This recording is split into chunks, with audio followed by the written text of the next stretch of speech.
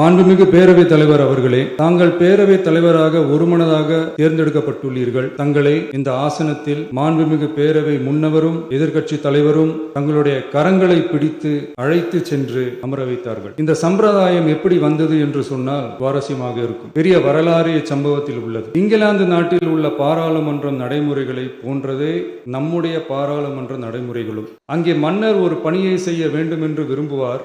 பாராளுமன்றம் அவருடைய விருப்பத்தை பெரும்பாலும் நிராகரிக்கும். மன்னர் விரும்பிய காரியத்தை பாராளுமன்றம் நிராகரித்து விட்டது என்கிற செய்தியை மன்னருக்கு சொல்ல வேண்டியவர் பாராளுமன்ற தலைவர், ஸ்பீக்கர் என்பார்கள். அதற்கு துணிவு வேண்டும். சில பணிகளை செய்வதற்கு தான் பாராளுமன்றத்தின் அனுமதி வேண்டுமே தவிர அந்த ராஜ்யத்தில் உள்ள எந்த பிரஜைக்கும் மரண தண்டனை விதிக்கும் அதிகாரம் மன்னருக்கு உண்டு. தான் விரும்பியதை பாராளுமன்றம் நிராகரித்து விட்டது என்று சொல்லும் ஸ்பீக்கருக்கு தலையை வெட்டி விடுங்கள் என்று ஆணையிடுவார்கள். இது பலமுறை நடந்ததால் யாருமே இந்த ஸ்பீக்கர் பதவிக்கு வர விரும்ப மாட்டார்கள். எனவே புதிதாக பாராளுமன்றம் அமையும் போது ஸ்பீக்கர் பதவிக்கு ஒருவர் அறிவிக்கப்பட்டவுடன் அவர் உடனே தலை தப்பித்தால் போதும் என்று ஓட்டம் பிடிப்பார். அணை முன்னவரும் எதிர்க்கட்சி தலைவரும் அவரை தடுத்து நிறுத்தி அவர் கைகளை பிடித்து இழுத்து வந்து ஆசனத்தில் அமர வைப்பார்கள்.